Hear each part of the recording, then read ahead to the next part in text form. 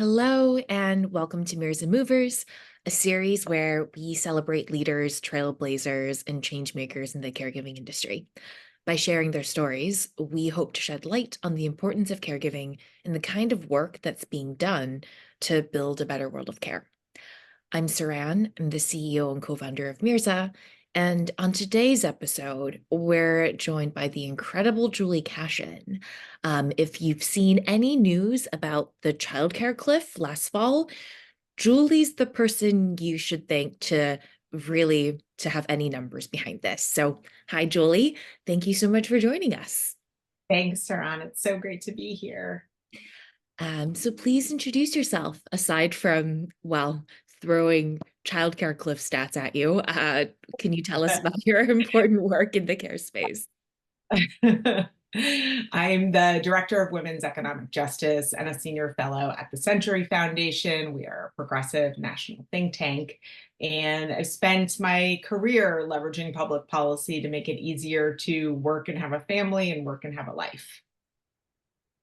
Things that every single human being absolutely deserves. So will you share your story and how you got involved in this space? Yes. So let's go back just a few years to the mid 90s. So picture like my Mac Classic 2 and my flannel shirts. And I'm a college student at this point. And I started to think, wait a second, like I'm working my butt off at the University of Michigan to have this high impact career in public policy or poli sci or political stuff, something like that. And I also always imagined being a super engaged mom. And I actually, as like a college junior, started thinking, I want to be able to do both of those things. It feels really unfair that I can't and that they're in tension with each other.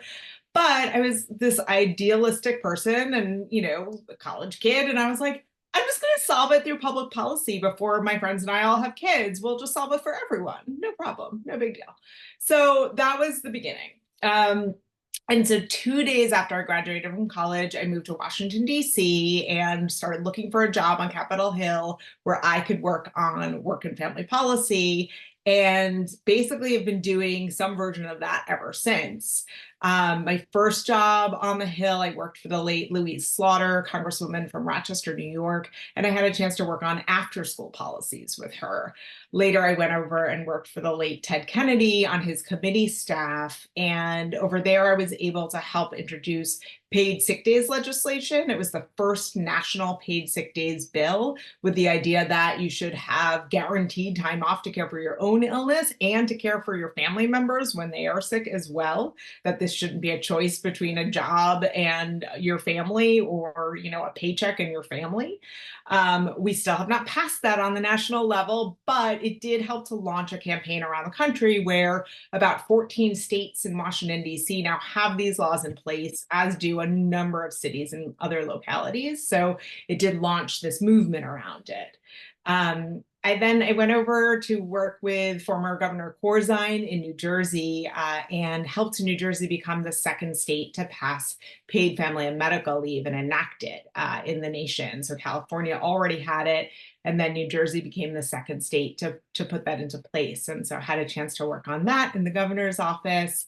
And then later with the Make It Work campaign, I got to work on childcare policy and started to really envision what is the big, bold idea that we could have in place if we really were able to imagine what was possible for childcare and early learning policy, and had a chance to get the principles that we developed at that time included in what became the Build Back Better Act. And so actually passed those through the House of Representatives in the childcare policy and the Build Back Better Act, but did not make it through the Senate. So kind of saw that kind of progress as well. And so have been working on this in a lot of different ways. I've also had a chance to work with domestic workers on the first national domestic worker Bill of Rights. I didn't have my child until I was about 39, and he's about to turn 10. And so, it's both like this frustrating story of we have not made enough progress, but I'm also so honored that I've been able to be a part of moving the ball forward. Yeah. Um, I love that you answered the question that someone being me, probably may ask of, so did you wait to start your family? But truly, I think it is, you have moved the ball forward in so many ways. So let me segue a little bit, and look at the future. What do you envision for the future of care and the impact it can have on society? I think when I think about this, I think about the author Elizabeth Lesser, and she wrote this book called Cassandra Speaks. And in it, she writes, "What if our myths and teachings and teaching tales had purposefully led humanity to believe that it was the ultimate sign of strength to nurture and love? What if the urge to care for children and nature and each other had been chosen as the most important tasks of society?" So to me, like that's the goal, right? We want to shift the way we think about these things so that they are the most important tasks of society. We need to retell our stories so that it's clear that that's central, that that's what's most important. And so to me, the work that I'm doing is about creating a publicly funded system that recognizes care as an individual and social responsibility. You know, something where we're working together to care for our children, to care for our loved ones, our aging loved ones, you know, to care for ourselves, where we're paying people well to do this work, right? It's really, really exhausting that we underpay the people who provide care by so much. And so it's a well compensated job. And in this vision, family members are supported to both care for and provide financially for their loved ones. So that's kind of what I imagine. Yeah, there's something that is, when I think about that vision, it speaks to the fact of caregiving work, care work itself being paid well and paid to really represent the true value. And that gives the real choice. We at Mirza talk a lot about that choice women often make between caring for our children themselves or the cost of childcare, and then the hidden costs of not paying for childcare. And that future that you're building towards is making that trade-off no longer the case. I mean, in my real dream world, you know, people who provide care will be paid better than Super Bowl heroes because they are also heroes. But I don't have the path to that yet, but we're working on One it. step at a time. Yeah. So, speaking of what you're working on, can you share any initiatives or current projects that are moving the world of care forward? Yeah, so I'd say, you know, for probably about a decade now, I've been working on this concept of a comprehensive childcare and early learning system in the country that is publicly funded. And so, you know, whether it was developing initial principles and working in partnership and in coalition with parents and early educators and child development experts to really think about what was possible and putting that into legislation, and then, you know, being able to, as I said, move that through the House of Representatives, but not the Senate yet. That is still the work, right? The work is still to get our country to imagine what's possible, to envision this future where we have these policies in place, and then to be able to enact them and to be successful. And so specifically, some of what that looks like right now is, you know, during the height of the pandemic, the federal government put in more money than it had ever put in before to childcare and early learning. So it was unprecedented investment.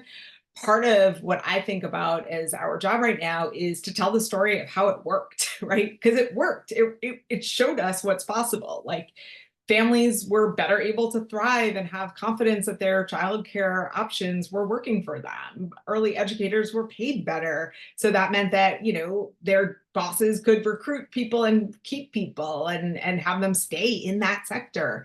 And, you know, employers could rely on their employees who have kids to feel like they could go to work with a peace of mind that their kids are safe. So they're able to show up and be productive. So I think, we have this example now. This worked. How do we keep telling that story?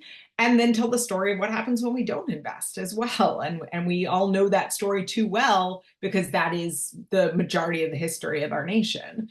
So telling those stories and continuing the work to make it possible to enact comprehensive childcare and early learning policies. Yeah. So because this is now an election year, are there specific policymakers, specific pieces of legislation that are very top of mind for you? Yeah, I think what we saw is, in the last presidential election, especially, we saw now President Biden run on a caregiving agenda where he really put together, childcare, paid family and medical leave, and community services and home-based services for aging adults and people with disabilities. And so it was kind of this idea of let's invest in all of those care policies and let's make sure that the people providing care, the care workforce, is well compensated.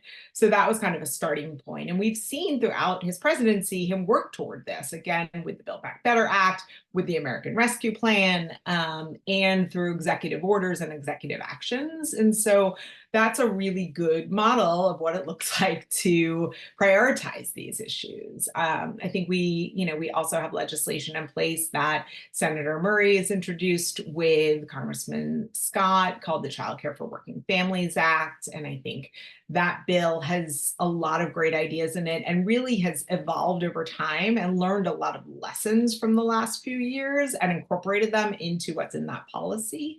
So that's really exciting. We have other people like Senator Elizabeth Warren and Congresswoman Mickey Sherrill who have another kind of visionary child care bill. And so there's some wonderful leaders who are out there who know how to move this kind of policy and who are willing to fight for it.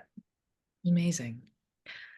Um, so then on another note, in your opinion, what are some of the biggest misconceptions or stereotypes about the care space? I think there are two big ones. One is that the issues that we're all dealing with are personal, right? Like that it's just my problem that I can't figure out after school care that works for my family, or it's just my problem that I'm looking around in my rural community and there are no good childcare options, or I have to drive 40 minutes out of my way before work, right? That's my problem, that I need to solve that all by myself and it's all on me, right? I think the reality is these are public problems that have public solutions that we need to continue to fight for. And kind of we're all in this together, right? Like this is all of our challenge and all of ours to solve. I think the other part that's related to this is that it's intentional. It's intentionally this hard. The people who have the most power in our society want to keep that power. And if we invest in care and make it easier to work in care and to work and have a family, right, that means that more women of color, right, will be able to have more resources, to have more time, to have more peace of mind. And that will change some power dynamics in this country. And so I think that there are reasons that people want to keep the status quo. And that's part of why it feels so hard to change it, because it is so hard to change it. And I have to quote someone else who I love. Michelle Obama has this great quote. It's the obstacles you face oftentimes have been deliberately placed. They are landmines hidden inside of systems and structures whose power is premised on the belonging of some, but not all people, right? So if you think about that, if you think like, oh, actually, like, it's not that it's just hard to pass care policy, it's that there are forces actively fighting against moving it forward, because as long as it's this hard to care, as long as it's this undervalued to care, it is harder for power dynamics, for hierarchies to shift. Yeah. That's a really powerful framing. So moving from that frame and your mindset, Can you share then how this has really influenced some of the success that you've had in the space? So, can you share a memorable success story or experience from your work? I think a few things. So one is, when I first started working on childcare policy and worked on this big idea, I went and presented the big idea to a number of childcare advocates from around the country. And for the most part, I was received with, "What are you talking about? Like, we are barely able to keep our doors open. Why are you talking about this billions and billions of dollars proposal when all I need is to make sure I can meet payroll next week?" Right? So this kind of real scarcity mindset in the sector and a real fear of creating vision or thinking about what might be possible, that if we went too far into imagining and dreaming and thinking big, that we would actually undermine the current moment and create too many divides. And then so that was maybe like 2015 or so. And then years later, in the last 3 years or so, the response I've gotten to the work that I had done is, this is not progressive enough. This doesn't go far enough. This is too conservative. And so this kind of change from like, we can't dream, to no, we have to dream bigger. There's something about that that's so powerful and exciting, right? That there could be that kind of a shift in a short period of time. And I think the pandemic played a role in that, in opening people's eyes to what was right in front of them, but they hadn't really seen that, when you actually saw in your Zoom meetings, like babies popping up and kids popping up, it just became much more real. Like, oh, this is people's reality. Like, and also it's not just my reality, it's also your reality, right? So I think that really helps people to understand better what this is. And so to me, that's a success, to go from being told you're too bold to you're not bold enough. I think that one could only dream of that kind of progress over a short period of time. Yeah, oh, absolutely. And to have now the real data points from the progress with the expanded child tax credit, to look at the impact of ARPA funds and expanding eligibility for subsidies. There's precedent for for dreaming bigger. Absolutely. And I think one of the things about that that's exciting is when you think about the child tax credit, like, to me, that's not a child care policy, but it's an essential policy to supporting parents and children. And we also need a child care policy. And, like, when you think about our military, people aren't like, oh, choose between the Army and the Navy and the Marines, right? They're not like, oh, we only have enough money for one of them. So, same thing, like, we need to shift the way we think about our care policies, right? That we need to invest in the child tax credit. We need to invest in our child care system and our supply of child care, and allowing our families to better pay and have enough money to afford all of their necessities. So it's not either or, it's all of the above. And it's important that we're starting to think about it differently. Yeah, absolutely. Well, so thank you for all of this. And to wrap up the interview, we're going to move into our lightning round.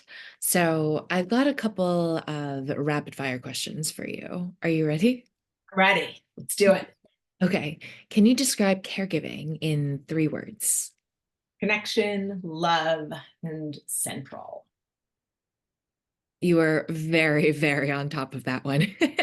What is this one I imagine is just as easy and maybe actually would prompt maybe too many stats. What is your go-to fact or statistic about caregiving? I think one is that, 2/3 of children under age 6 have all of their parents either solo or coupled in the workforce, right? You just knowing that, like, you have to do something about childcare. Yeah, 100%. So you are in this work for the long haul. How do you take care of yourself? What's your favorite self-care activity? Ooh, I love that question. Escaping into good fiction is my number one. I just spend a lot of time reading fiction. I'm also obsessed with Pilates with my favorite teacher from Brooklyn Embodied, who does it virtually. She's the best Pilates teacher, and she's a friend, and she like is just brilliant. So those are my top two. So, what is one piece of advice you would give to other caregivers? I think it's not your fault that it's so hard, and take the pressure off yourself around that. The system was built that way, and we can be in this together. We can do the work together to make it better.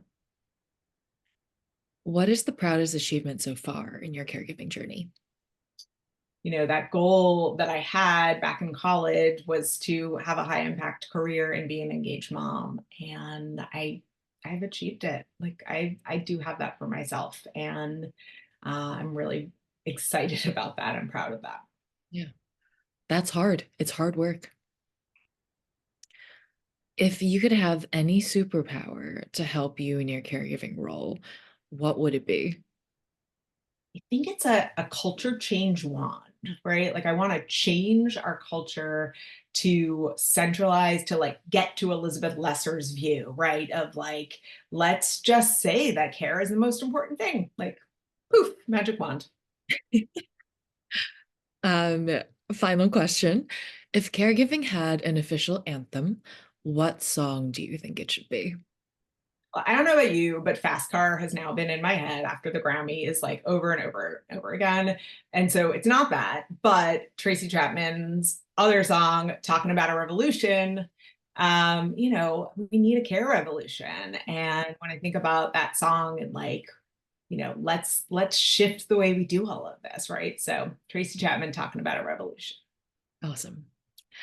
So that's a wrap for us on all the questions. Thank you so much, Julie, for taking the time to share your story and share all your insights, especially for us. It's wonderful to hear about the work you've done to really push forward on policy. So it's really inspiring to listen to your story. Where can people find you? My work all lives on www.tcf.org. I'm also on Twitter at Julie Kashen. I have a Threads and a Blue Sky account too, because you got to get everywhere. And so I think it's Kashen J at Threads, and I think it's the same on Blue Sky as well. Okay. Well, thank you again. And that is a wrap on this episode of Mirrors and Movers. So if you know someone who you think would be a great guest, please comment below or slide into our DMs. We're at Mirza Says Hey.